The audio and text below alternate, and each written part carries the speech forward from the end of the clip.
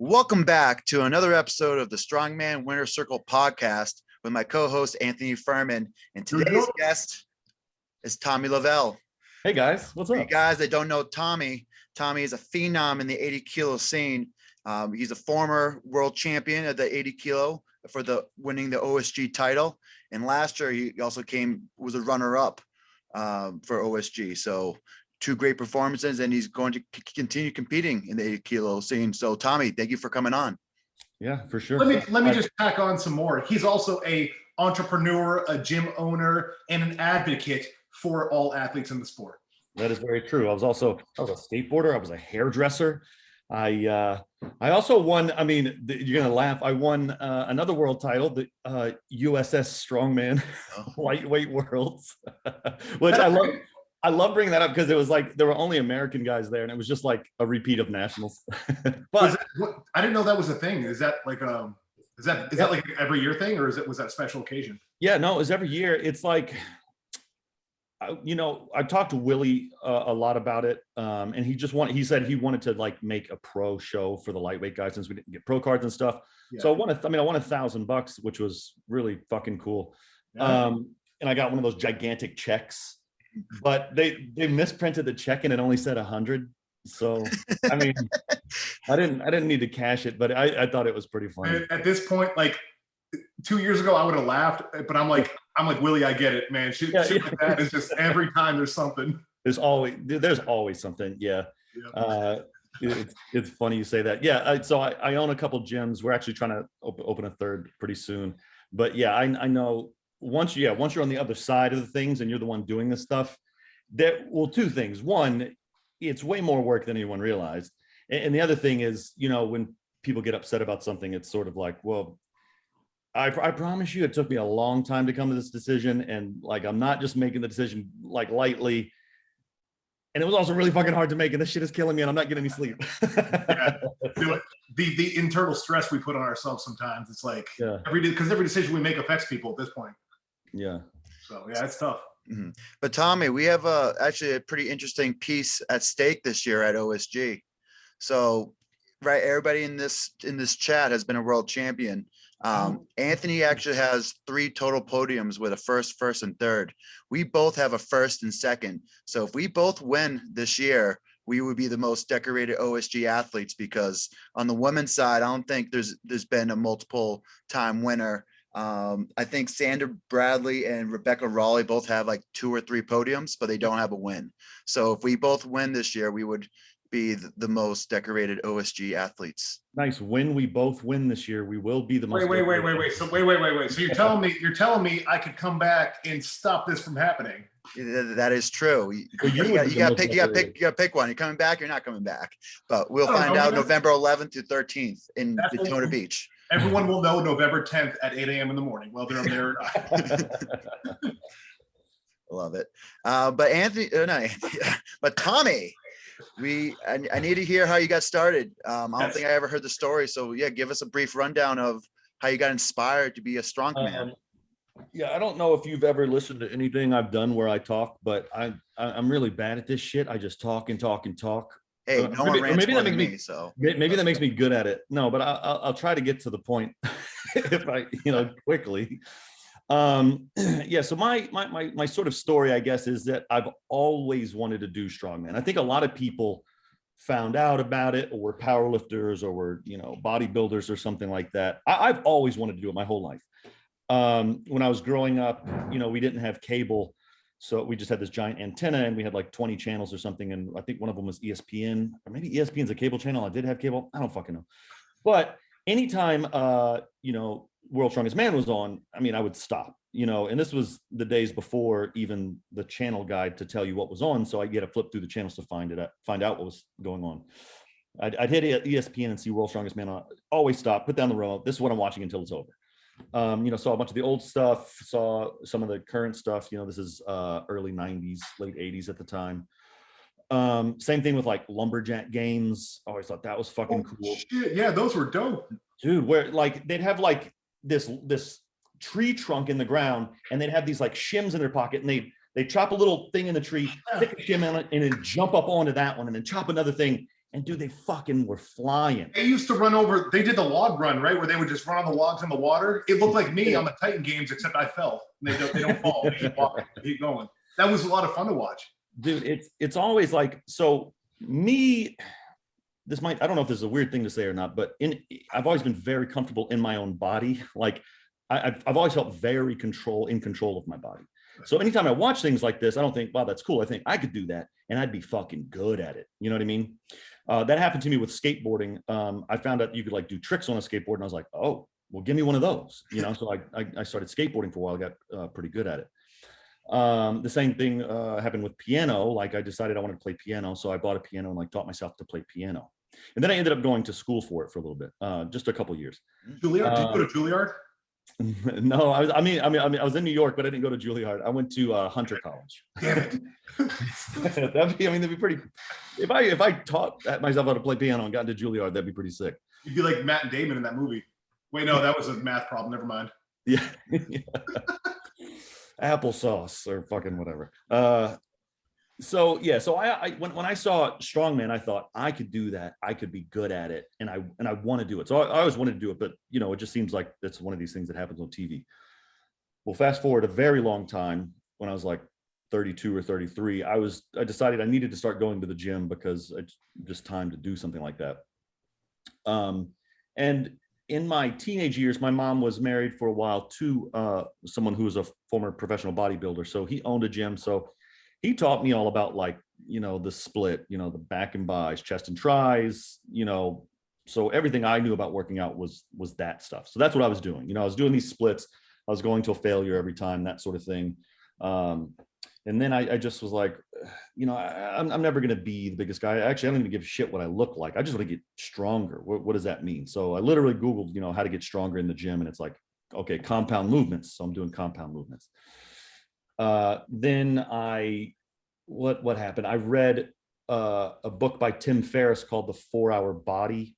And it was all like, he's like one of these like quantified man, data hacker, self-hacker people. And there was one chapter on this study from the 70s where this dude put on 30 pounds of muscle in 30 days or some shit. So I started trying to do that because I was like, I just want to see how big I can get. Well, I didn't gain any weight. I was drinking a gallon of whole milk every single day and eating just as much food as possible. What year is this? Because it sounds like a Muscle Tech ad from like 2008. So I'll send you the thing. The study was from like the 70s or something. It turns out the study was flawed. It was this dude who definitely took steroids before, and he just had an injury and he lost weight because of the injury, and putting the weight back on was obviously very easy. Science. Yeah. So I'm just in the gym doing this sort of thing. And then I listened to a podcast with Tim Ferriss, and he has Pavel Tsatsouline or something like this Russian kettlebell dude. And he was saying, you know, it's really important to have a competition on the horizon, because that way you have something to train for. Well, that really spoke to me. I was like, well, that's great, because training is fucking boring. So if I could have a reason, then I work really well under pressure. I work really well if I have a reason for something.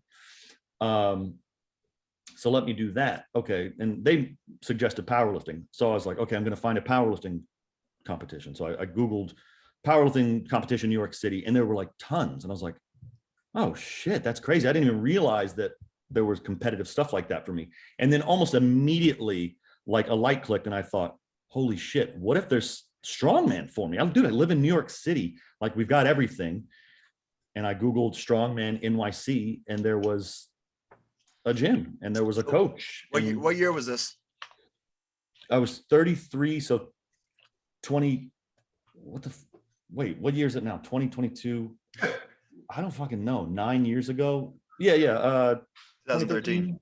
2013. No, wait, I started in 2015. Yeah, I started 7 years ago. I did 2015 because that's the year I opened the salon.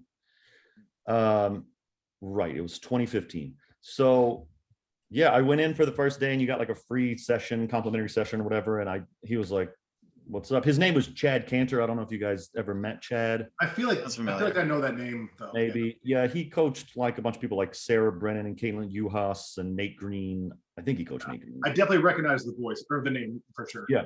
So I walked in, and the first thing I said, I was like, I want to compete. And he was just like, oh, okay. So like looked up a competition, signed up, and then I just trained like 12 weeks or 16 weeks straight for it. And won, obviously. That's a good feeling, like when you find like you're naturally good at something pretty much. Yeah. You know, I've talked to other people about this sort of thing. And I think with a lot of other people's stories are that they trained really hard and they lost, they got stomped, and that gave them the fire and drive to like try harder. Yeah. I think it was the opposite for me. I just really enjoyed doing it. And since I won, that like reinforced that I should keep doing it. That was very similar. That's very similar with my instrument sport, man. Like I did pretty well, but I also loved it. And very similar. Yeah. And actually I was saying that this year at OSG, this past year, 2021, if I lost, that I probably wouldn't come back, because I just turned 40 in April. I mean, I'm fucking old. That's a new 30, bro. Yeah. Yeah. I'm a New York 40.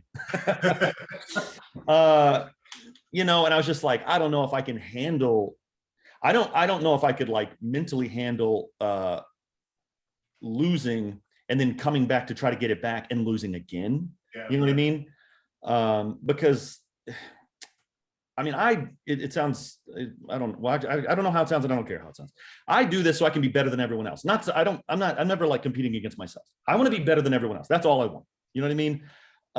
So what I do is I try to surround myself with people that are better than me. So at least I can be, you know, I'm right. So if I'm going against the best in the world, I want to be better than all of them. I'm not like signing up for novice at a local competition. But you know, I lost by 1 point this last year, so I really do still have the fire, because I mean, it was, I don't know if you guys have any idea what happened with was on the log, right? Just it was a few, you didn't hit as many reps as you were expected. Oh, I mean, I remember the log hurting you a little bit just because of your expectations. So I mean, I didn't do well. I came like 11th in log, and then yoke I was in like 13th place after day one or something. You flew back. You stormed back. Yeah. And then, you know, after day one, Shay and I went to grab a little fucking Shake Shack, or I don't know, some fast food or something. And it was really somber. You know, I think she was like, sort of like trying to figure out how I felt. And I was just sort of like, well, I don't think I have a choice. You know, I'm definitely not going to make podium. I mean, I'm definitely not going to win. So maybe at least I can make podium. So let me try that. Or maybe maybe I don't even make podium. And maybe that's just, you know what? Hey, that's just the way it is.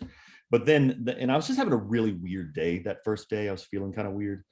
But yeah, the next day, I started to feel fucking good and have fun, and it changed everything. But yeah, so I know we're not talking about recent events, but just well, I mean, that's a pretty good segue into two questions that I had. Just what we talked about so far. Like one, I want to start with, you know, several times, I don't know how this sound. You're like, I don't know how this is going to sound, but fuck it, I don't care, right? Yeah. I want to bring, you know, if people don't know you and they haven't followed you and never met you or seen what you do, you are a very unique individual person, and you own it, and it radiates happiness. And I love to see it, and I appreciate it so much, because, you know, I've strived a long time to free myself from the constraints of social, societal, whatever, to be myself, you know. And Mr. Sprout here is manifesting himself. Free yourself from those societal chains of oppression. But you know, it's to be said though, like I truly do appreciate it. And just, can you speak a little bit to, like, you said you've always been comfortable in your body, which is obvious, Mr. Butt Shots, which is fine, because I used to wear booty shorts. well, that's not really what when I said comfortable in my body. Yeah, I know how I meant like in control of my body. Like my body has always just done exactly what I tell it to do. You know what I mean? Yeah, you have that natural talent. You seem to be very connected and be able to, whatever you put your mind to, your body will like, let's do it, bro. Yeah. The being comfortable part, you know, I guess partly for me, maybe part of it is living in New York City. I don't want to give my environment too much credit. But you know, here I'm exposed to a ton of different stuff. Like, you know, everybody's very, like, you know, gender fluid. There are a lot of trans people there, you know, like there's all this stuff that I get. Wide melting pot. Just everybody is there together in that city. Yeah. And you get to see people just doing whatever it is they want to do. I mean, you can't be guaranteed that's what they want to do. I think even here, there still are people trying to conform to something. Yeah. But yeah, I remember being in high school and very specifically, like not outwardly, but internally thinking that I wanted to be like a certain person. Like I would pick someone out and be like, I mean, not like as a habit, like, oh, I picked them today and I picked them today. You had an idol. It's almost like, I see natural. that. Yeah, like whatever my little group was, obviously I didn't fit in. I was very small, I was a very little guy. So, I didn't fit in with like, a popular crowd or any sort of sports type crowd. I was a skateboarder, so I fit in with, those types of people. And I would pick out the one guy who I thought was just doing whatever the fuck he wanted. And then I was so impressed by that. So I would always try to be that person. That was the mistake though, right? Like I'm trying, instead of, you think, hey man, how can I be myself? I am being myself. How can I not be myself? Right. But I was trying to copy what they were doing. And I did that, I think, for a very long time. And when I first got into being a hairdresser, the guy I learned how to do hair from was just like, he was fucking crazy. Like he would just say the wildest shit to his clients, but he was just so busy all the time. And so I started developing my own little sort of personality around being a hairdresser. And slowly over time, and if you're doing someone's hair, especially if you're charging a lot of money for it, you're touching their physical body. You're changing the way they look, the way they feel about themselves. You have to go into it with a ton of confidence, whether you have it or not. So the very first day, when you go from being an assistant to being a hairdresser, we call it going on the floor. So the very first day I was on the floor, like somebody came in and I was in the break room. They're like, hey, we've got a haircut for you. And I was like, oh, fuck, here we go. All right. Like I just have to be that thing. And it's terrifying, but you have a choice to either like just do it or not do it. Which is, here's just a little side note, which is kind of funny. Even before coming on this podcast, I started to get really nervous. I was just like, for your friends, why you get nervous? Well, just, because other people are going to see it. And I start to think about, well, what am I going to say? Okay, like trying to think of jokes or fucking something. I don't know. Dad joke us? I don't know. But it's just like at a certain point, like I knew I was going to get over here and just be like, okay, we're doing it and there's nothing to be afraid of. But so, being a hairdresser, I think really helped me develop sort of my own personality, because you have to have a personality based around yourself as a professional. Yeah. And, I think during that time, maybe I took it a little too far and I was a little too fucking arrogant. My girlfriend will know exactly what I'm talking about. Shay, she was a hairdresser too. She's like, oh yeah, typical fucking straight hairdresser, just like being a fucking asshole. Now, did you do men and women's hair or just men's or?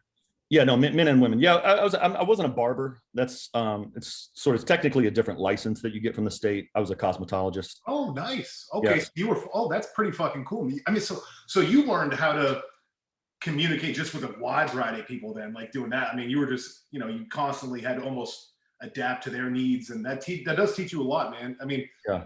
I credit a lot of my interpersonal communication skills to being a recruiter in the Army, to be honest. I mean, you talk to everybody and you get told no, and you still got to be positive, and you learn how to talk to people and read people and kind of feel the situation.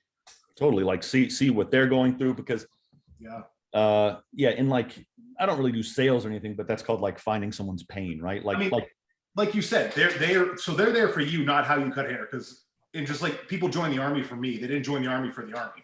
Right. They like the recruiter, so they like the hairdresser. So I totally get that. Yeah. Tommy, do you have any suggestions for Anthony's hair in his mug? I mean, I like exactly what he's doing. There is no where it goes, right? Like, oh, absolutely. No, 100%.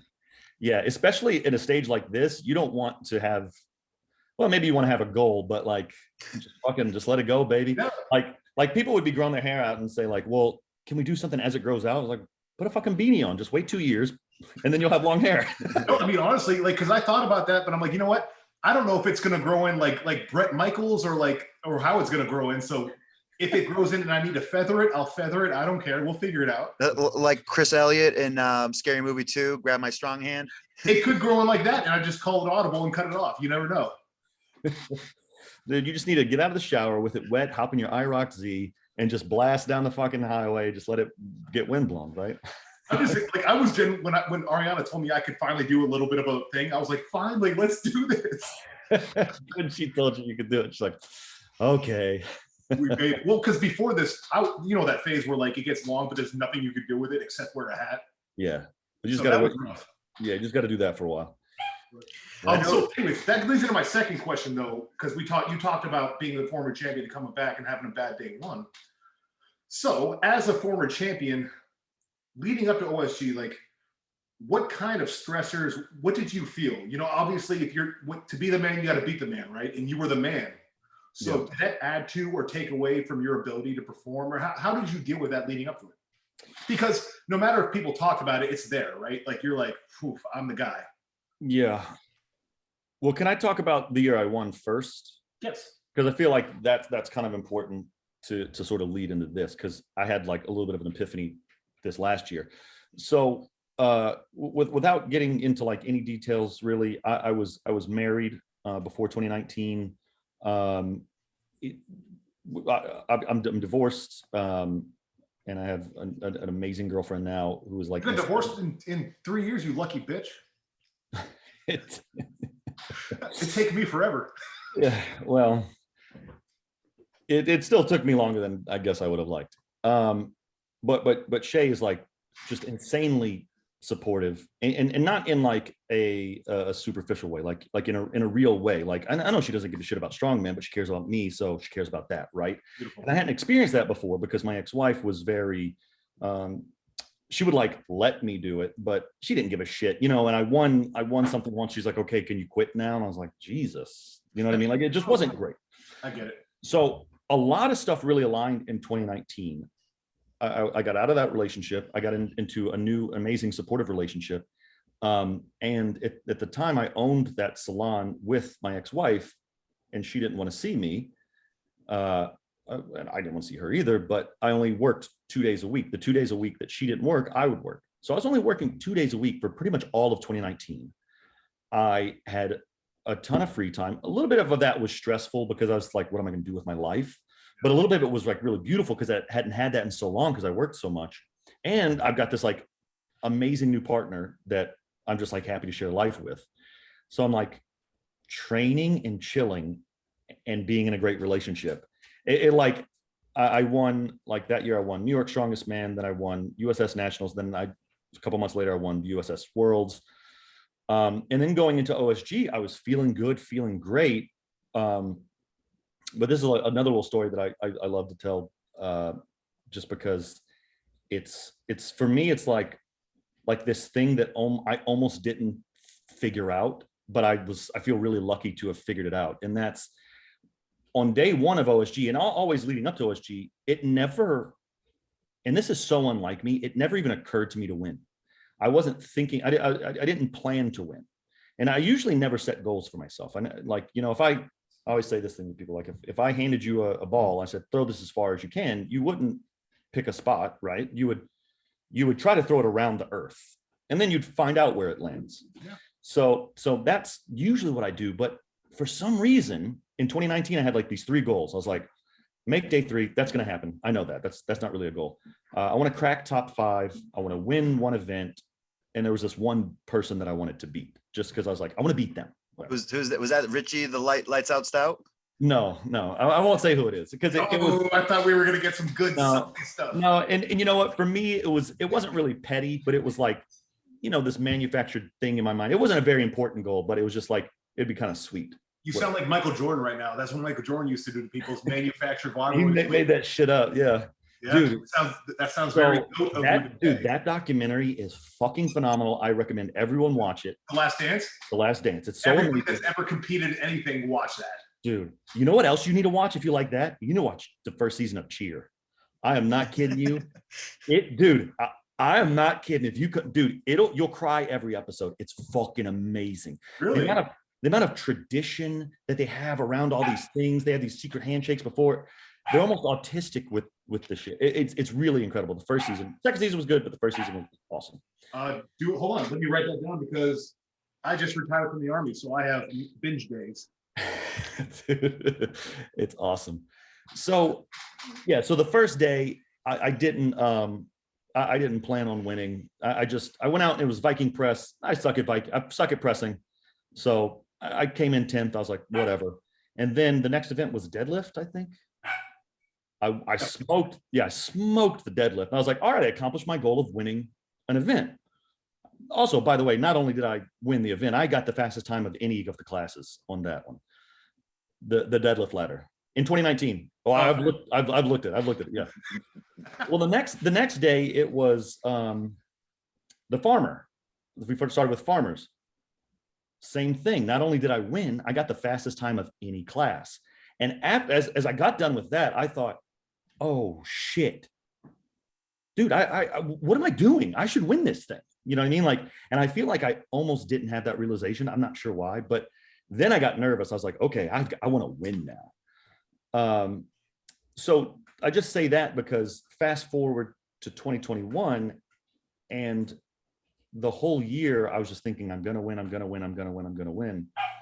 And then I just kind of had a shit first day, you know, and then I thought maybe I couldn't win. And I decided I want to, it was just so different, I guess, where leading into one, I wasn't thinking about it and I did so well with no pressure. But and then I was gonna say, Tommy, in hindsight, do you think, since it was like what, 2 years in between contests, do you think you needed a contest before to kind of warm up and shake the rust off? Yes. And something else I figured out was I used to be a very emotional lifter. I needed to pace back and forth for a while for myself. And I call it like this white noise of emotion. I can't be thinking of any one thing. I can't visualize something. I can't be angry. I can't whatever. I just have to get like happy and sad and like angry and rage and like regret. And I have to keep just like force feeding it into my brain until it all starts to, until I kind of go blind. And then I can just go out and let muscle memory kind of take over. Well, I was trying to do that in 2021 and it just didn't, it felt fake. I was like, come on, buddy, get fucking angry. And I just couldn't, you know what I mean? Like, buddy. Yeah, like I couldn't do it. And when I started to go have fun is when I started to do well. And so maybe it had been 2 years, and I think maybe I become a different lifter, a different competitor in those 2 years, and I just didn't even know it. Yeah. Which is, you know, I don't know. I thought about doing some competitions before OSG, and I thought, you know, what's the point? I'm great at competition. I'm really good under pressure in pretty much all aspects of my life. So, you know, to me, it was like, that's just a weight cut and then like a win that I don't care about. And then, you know, stress on my body. I was like, I'm going to be fine, you know? But yeah, you know, I never really thought too much about defending my title because, and this was a bit of a mistake on my part. I thought it was a foregone conclusion that I was going to win. I was like, oh, bro, nobody's going to fucking beat me. Well, actually, what I did say one time, like, there's no one that I know of that can beat me. Well, it turns out I'd never heard of fucking Ricky Panganaban before. No, that's not my fault. So, sure, no one I knew beat me. All right. I do got to say that, you know, I think having confidence in yourself as a champion is important. I don't think it says a lot of times we feel bad because we don't want to be judged by others for being selfish or being overconfident. Yeah. But again, I wouldn't have fucking won if I didn't believe in myself, no matter what. It's, you know, at some point in that first year, that switch turned where you believed in yourself. Yeah. And that's okay. And a lot of times we apologize and we don't want people to know that we believe in ourselves. But I appreciate that because I don't think that's the reason you did poorly. Belief in yourself is rarely the reason you perform poorly. You know what I mean? Right. Yeah. And so I just don't want that to dissuade you because I do think that self-belief is so important, even if it's not overtly, even if it's manufactured, honestly. Well, you know? Well, I'll sort of take you one further because I don't really think of what I have as like belief in myself. And I've been this way sort of my whole life. It's funny, like it's not being arrogant or cocky or anything. For whatever reason, and this is why 2019 was so weird. I don't have something in me that lets me think I can lose. Like whatever it is, it's like if you and I, if you're like, all right, put a trash can on that side of the room, we'll ball up pieces of paper and see who can get the most shots in out of 10. I'm like, oh, sorry, bud. Like, like I'm about to fucking ruin you. Like in my mind, of course I'm going to win. Why wouldn't I win? Of course I win. I used to love sprinting and just running as fast as I could when I was a kid. I've always been very fast. And there's only one time that I lost a foot race and I couldn't wrap my head around it. Like to me, there was data missing. Like there was a glitch in the matrix, something happened. I was like, I can't even explain the feeling because it was so bizarre. Like I literally couldn't understand how I had lost. I was like, that doesn't make sense. You know what I mean? So it's sort of like that. Like I just, and it doesn't have to be based in reality. It could be something I've never tried before. Like if I got in a fucking stock car, I'd be like, well, I'm going to win. Of course I'm going to win. Yeah, I've accepted way more challenges than I should have just because of shit like that. Dude, and I can say that so from my perspective, you have the reason it works for you and what I admire for you is you have that obvious self-confidence, but you do such a good job of tempering it with like empathy and acceptance. So while you're better than people at some things, it doesn't let you act differently around them. And that's very hard to do. And I think you found a very good marriage of the two. That's what's allowed you to be successful, not only in personal endeavors, but your entrepreneurship. Yeah. Well, I do appreciate you saying that. Yeah. You can't be a sore loser, That's the line between, that's where it goes from egotism.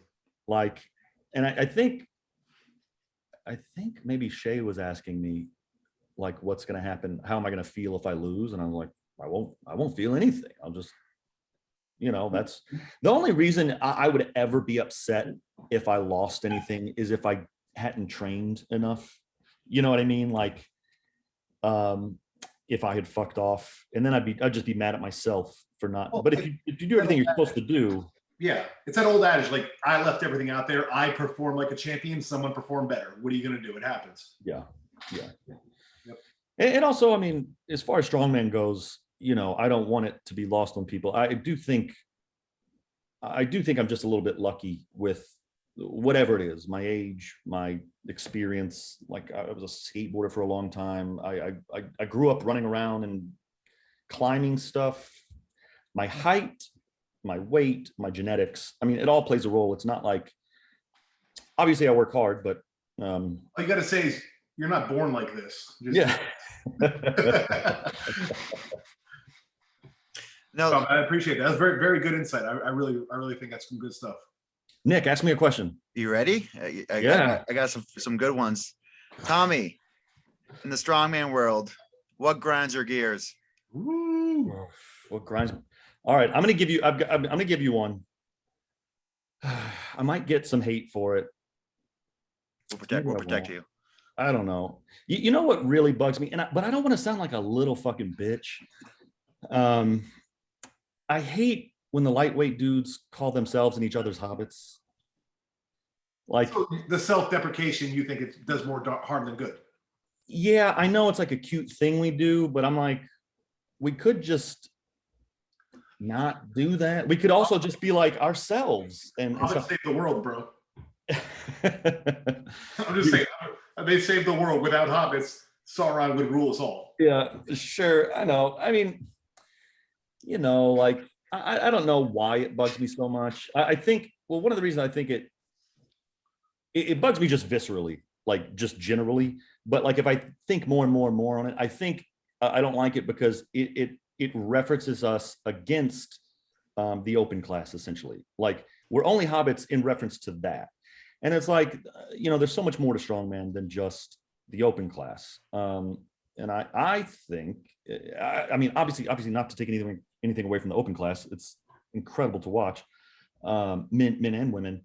But, I think weight class strongman, if promoted well, could be the thing that promotes strongman the most. In the sense that, sure, everyone knows about, well, not everyone, but a lot of people know about World's Strongest Man, and they think strongman is this thing for huge people. That's what I always thought. Mm-hmm. But when I found out someone my size could do it, I was like, oh shit. So my thinking is that if more people find out that people my size or even a 105 size are doing it, you know, that opens, hopefully, I would like to think opens the doors up to like, I mean, we'll never be as big as CrossFit or whatever, because we do drugs, but you know what I mean? No, I think you find yourself in good company here that I think me personally, I think I'm in agreement with exactly what you just said. I think we believe the same thing. Nicholas, who knows? He's kind of I always consider the 80 kilo men as like the pound for pound championship. So like you're figuring out who are the best, the most efficient men in the planet, really. it is like it's probably the perfect like apex of smaller size and strength, the 80 kilo class. Because a lot of 90 guys, they're similar to 105. It's almost the same class. It just depends on how bad you want to cut and really just want to eat. But 80s, it's so far separated from the 90 105s that you do get, I think, I want to say smaller men, but you get the smaller size men really performing feats of strength that are damn near what the 90s can do, you know, which are almost what the 105s can do when you keep going up the tree. So it's like, it gets that much more impressive because of the huge gap, in my opinion. So that's what something that grinds my gears. And I feel comfortable saying it because it like pertains specifically to me. I feel like in strongman, I mean, obviously look who I'm talking to. We're going through, I don't want to say growing pains, but the sport is evolving and it's like moving in different directions. And there are a lot of opinions and things like that. And I sort of feel like it'll figure itself out, you know, like market always corrects, right? Yeah. Well, 50 years from now, strongman will be what it's going to be. So you know, I just try to fucking stay cool. and in 50 years we'll be three guys in a wheelchairs watching the competitions. I'm almost in a wheelchair already. I got a cane. Do you really? I do. My knee gets bad on some days, like legit cane weather. I've got this adductor thing. I hurt my adductor today. I heard it a while back. It's not even really the adductor. It's like on the front, like right at the base of my dick, like almost below the bladder, but like the muscle. Is that a hernia? That's what I keep like coughing and like straining to see if something pokes out, but it doesn't. It just maybe it feels crazy. It hurts. Yeah. All right, I would monitor that because that sounds like a possible hernia that get worse. Yeah, it's fucked up. But we don't think about hernias. We think about, if you think about injuries, they're gonna appear. Just wear a belt and you'll be all right. Yeah. Perfect. So just forget about it. Forget about it. Yeah, you're from New York. You get out of here. Go back to Staten Island with the trash pile. Anytime I get an injury, I just take a week off. There you go. Smart. Hey, there's worse things to do. Yeah. For our listeners that don't know Tommy is a terrific thrower. Give us 3 tips on throwing. Ooh, fuck. 3 tips on throwing. Okay. Man, I've never tried to break it down. All right. Tip 1, watch the video I made on YouTube. Oh, I remember. Was that the outside video? Yeah, with Rebecca Lorch and Andrew Hanus. Yes, I remember that. That was a good video. It's good. It's a good video because the 3 of us, Andrew and I, are both naturally good at it. And so we've had to break it down ourselves, but we still think about it totally different ways. Rebecca was not good at it and she had to teach herself. So she has some really good tips on getting better. The 3 things I would, one is actually try. I feel like when I see people throw bags, I don't know why they seem timid or something. You know what I mean? Like it can feel, I think it can kind of feel embarrassing. I remember the very first time I did strongman, I had farmer handles and he put some weight on. He said, okay, you know, take him over there, whatever. And I kind of like walked him over and set him down and came back. And I saw someone else do them. They did it fast. And I said, oh, am I supposed to do it fast? And he was like, yeah, fast. I said, as fast as, like, how fast? He's like, well, as fast as you can. I was like, as fast as I can? And I had asked him like 3 times because I was about to really fucking go for it. I didn't want to embarrass myself. So there was a kid the other day throwing bags and I was just like, okay, that looks good. Just try. I was like, why don't you try to throw it through the ceiling? You know, like give it a shot, like really fucking try to throw that thing. So maybe that's a good cue. You know, it's almost the same with stones. Don't load to the lip, load over the platform. Throw over the, I love that cue. The other thing is, I don't know, watch videos of trebuchets, maybe something like that. You know, like, so when I throw it, I don't throw it up. I throw it out in front of me so hard that if I didn't lean back, it would pull me forward. You know what I mean? So that's kind of what I do. And also the other thing is I don't follow through. Like I don't let go at the top. Like I said, it comes really naturally to me. So well, you'll notice though, I do notice you don't follow through with your arms, but your fingers go. Yeah. Like I'm almost letting go like right here. But what you do though is your fingers still, you go back a little bit with the wrist, the fingers. Yeah. That's what I tell people. Where the fingers go, that's where the bag's going. That's Johnny Wasisco's all about the follow through and the wrist flick. Yeah, I mean, with the fingers, you have to flick the wrist. It's a very similar cue. Yeah. A lot of times I have to watch a video of myself to even know what I'm doing. Like for a long time, I was split cleaning an axle and I didn't know it. I was like, somebody was like, oh, cool split clean. I was like, what? Oh, yeah, cool. That's what I do because I have no mobility and I can't squat under anything. Well, yeah, I'm trying to get better at that. I was watching, of course, I commented on it, but I was watching your 300 for a few singles the other day. That was pretty impressive. Dude, the cleans, 120 pounds over your body weight, which is not too shabby. That transition, though, that was the most impressive thing for me. Like how easily you were able to clean that every time was just, it takes so much off the lift in the end, right? And saves so much energy being as efficient as you are. It's wonderful. Totally. I love belt cleans. I mean, a lot. It's great. Again, you're in good company because I also love belt cleans. But I've done a lot of work over this last year on my lat mobility and like being able to get under the bar and it like the weight set on my shoulders, you know, because you want to be able to have it on your shoulders and not be squeezing the weight, throw it with your shoulders, but usually it's just crushing my wrist, but it's gotten a lot better. Very impressive. It's very good. I mean, very, very strong. And I guess pound for pound, one of the best in the world at it, in my opinion. I mean, it's crazy. That's crazy. I mean, I've been called a good presser. I look at how long like it took me to hit a 300-pound press from the ground. You know, I was still like 250 when I hit it. It's crazy to me. Well, thank you. Tommy, so educate us a little bit about some of the upcoming prospects and contenders in the 80 kilo class. Who are some names you want to throw out that are going to be champions one day, are going to be fighting for your belt? Put the pressure on that you're coming try to win back this year.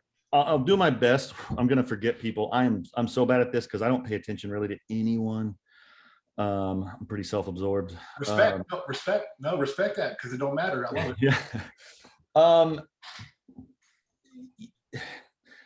One person who I think seems like he just keeps getting stronger and stronger is Robert Hughes. I don't know if his it sounds so mean. I don't mean it mean, but I don't know if his issue is like a competition thing or what. Because when I've seen him like I did, I was doing trap bar deadlift and I was kind of sandbagging, and then I saw Hughes hit a bigger number than me, and I was like, well, what the fuck? I want to do a bigger number. So I was supposed to do a 6 RM and I did 666, but it felt so good. I just kept going until I got to 10, and I did 666 for 10. And I was like proud of myself. I was like, look at me go. This piece of shit did like 785 for 10. I was like, what? Or maybe it was 785 for 6. He did his 6 RM at 7. It was just like, oh my God. So, I mean, I don't know. Piece of shit here used in a very loving, paternal way. Yeah. No, you gotta, I do the same thing. Like when I called you a bitch earlier, it wasn't a bitch. It was just like, bitch, please. So for me, it's like, it's probably all the same, like, cast of characters that everyone's familiar with. It's like, you know, Andrew Hanus is really good, but he's got an issue of like, I think weighing too much, and like he should probably be a 90. I think he also has an injury maybe, so I don't know about that. There's this one Hawaiian kid, his name is Bobby. It's like Bobzilla on Instagram or something.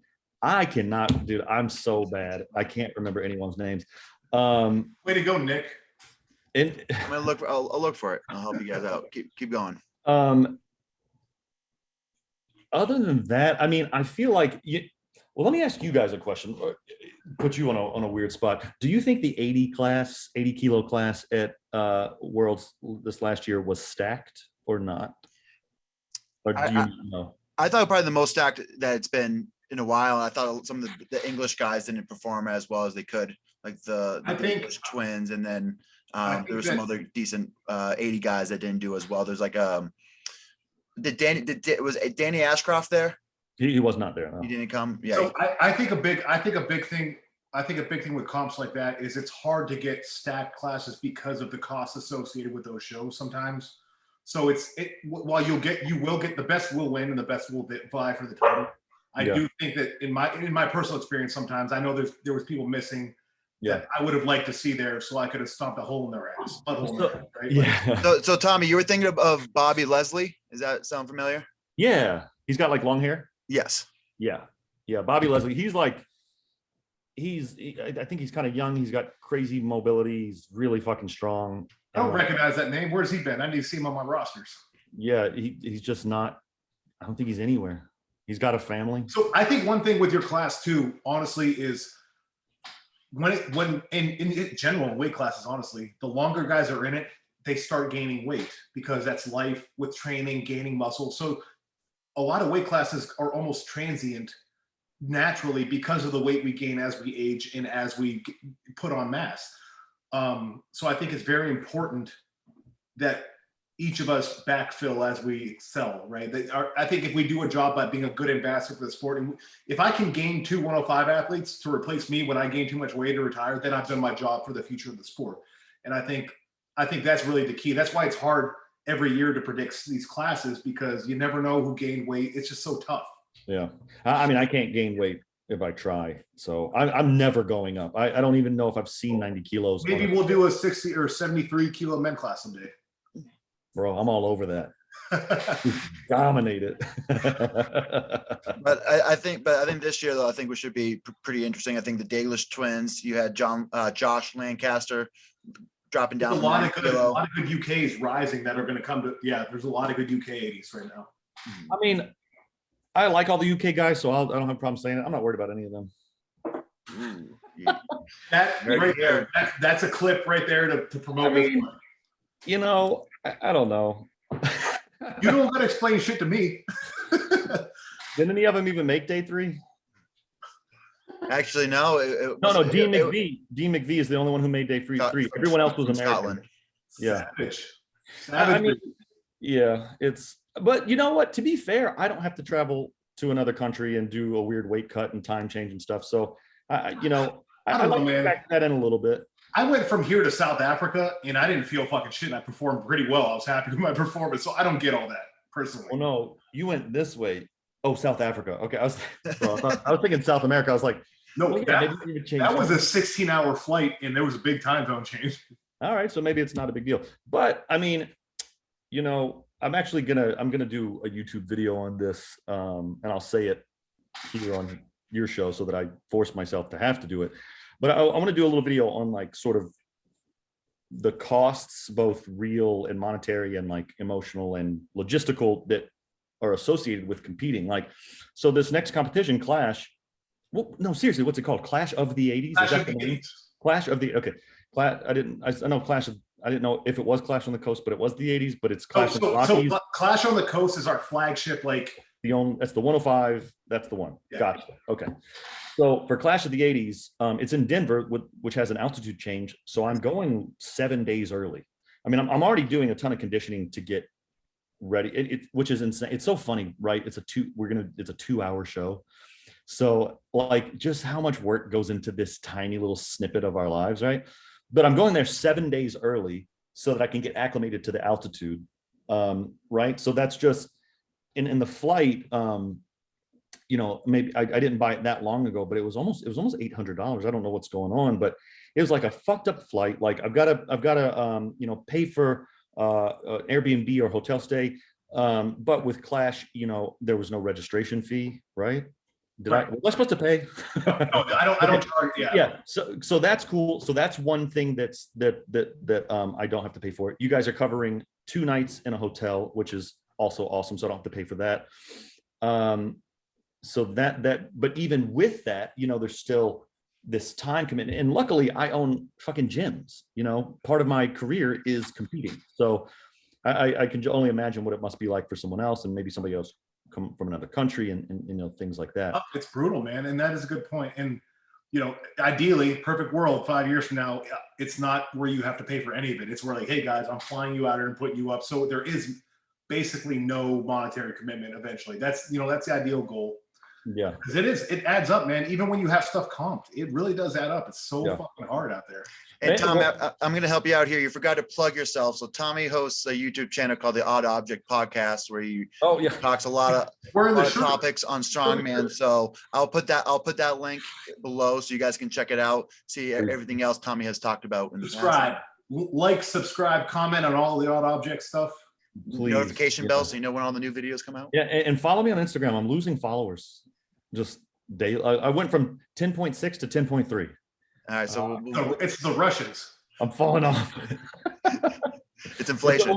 Well, I think I didn't renew my subscription, and it's all those fake accounts that I bought that are being taken. That'll get you, man. You got to remember auto pay.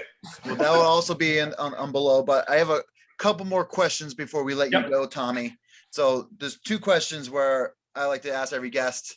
So was there a moment within strongman that you realized your potential? That was it a single day? Was it a course of a year? Was it a single contest where you're like, I'm made for this, or I'm going to be a champion? Is there a day that you realized your potential? I mean, I've always thought I was going to be great at it, but I think if I had to pick one, because it was such a high level of sport, it would be the 2019 OSG, that story I told earlier about where I realized that I should be trying to win this instead of, it was realizing my true potential instead of, I think a lot of times we need to be given permission for stuff. And I realized I didn't have to do that. And I was like, oh, fuck, I could just take this if I want it. Like, why? Because, I guess I was about to start rambling, but I was, going to say some other stuff.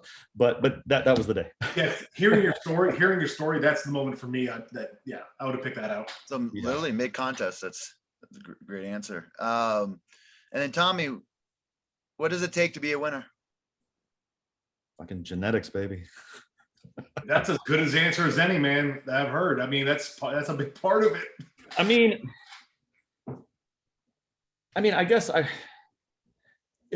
know what the right answer is, or the answer I'm supposed to say, right? But a lot of times, I mean, I really consider myself a very lucky person. And I think I've realized over time, it's because I try to focus on the good things that are happening to me and not focus on the bad things. So to me, I'm always noticing when like cool shit happens. Like when I won, the year that I won OSG, I won nationals, and I won because I tied for first place and won on a tiebreaker. And the thing that made me win was like 0.19 seconds on a stopwatch, right? Well, that's human error. That could have gone either way. It just happened to favor me, just a lot of little things like that where, sometimes it feels like maybe I didn't win, but I just get to win. You know what I mean? Like, so yeah, I don't know. Yeah, I know all my answers always end up being fucking pretentious bullshit. Hold on, no one said pretentious. Don't put. I did. I know. I did. Baby's mouth. You read his eyes. I did. But I think you. First of all, all the obvious things like, work really hard, right? Have to want it. For me, with everything I do, I get into something and I become obsessed with it. So I found skateboarding. I became obsessed with skateboarding. All I did was think about skateboarding. Then I became a hairdresser and I became obsessed with being good at that. Then the piano. And when it's strongman, it's the same thing. And when I'm coming up to a competition, I fall asleep thinking about the events and doing like deadlifting in my mind over and over and over and over. And I mean, it's like just one single movement, but I imagine doing it over and over and over. So I don't know if anyone else needs to be obsessed with something, but for me, I just become obsessed, and if I didn't have that, I don't think I would do as well. I think going back to your genetic thing, I think, one of the phrases I've always hated is, what is it? Hard work beats talent. Yeah. That might be true in a lot of things, but when it's a physical sport, that is not that true. Yeah. A lot of times that is, it's just how it is, unfortunately. Yeah. I think if you want to win the 80 kilo class, you have to be 5'8". I just think you have to be 5'8". I think if you're 5'10", You're not gonna, not gonna That's work. genetics, ladies and gentlemen. You gotta have a really long big ape index, a positive ape index. I don't know. You know what's interesting. You were saying about like thinking about the events, like pretty much visualizing you doing well in deadlift, pressing. Yeah. I would try to do that, and then a lot of times I start like I feel like I'm there, and then my heart starts beating out of my chest, and I'm trying to sleep, and that's keeping me up. I don't know if Visualization, you have to pick the times. So visual, because if you do it the wrong time, you're screwed for the rest of the night.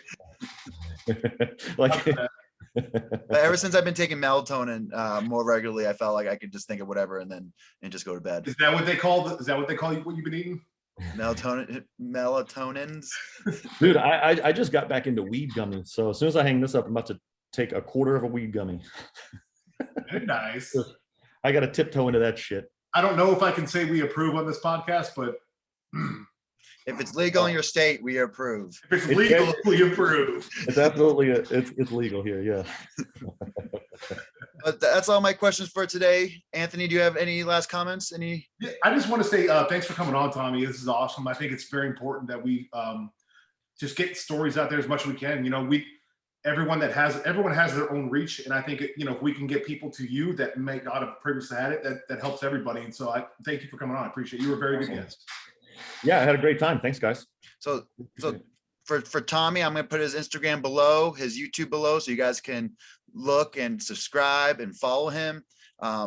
Keep your eyes out for my seminar down at one of Tommy's gyms in Williamsburg in Brooklyn. Yeah. We're pretty much, that one's filling up. It seems like there's only a handful of spots left. Yeah, I had 2 more today sign up, so I think we're up to there are only a few spots left. Hey, how many times do world-class athletes go around for that? Yes, sign up for Canby Singh because you're going to learn. That man he's taught me after I was a 2-time champion. He taught me shit. So go to his seminars. You're already here. But for you guys listening on YouTube, don't forget to like, comment, subscribe, notification bell so you know when the new videos are coming. Also tag, when you share tag. What else? There's something else supposed to do for the algorithm. Just stay strong, guys. Just be jacked. Stay strong. There we go.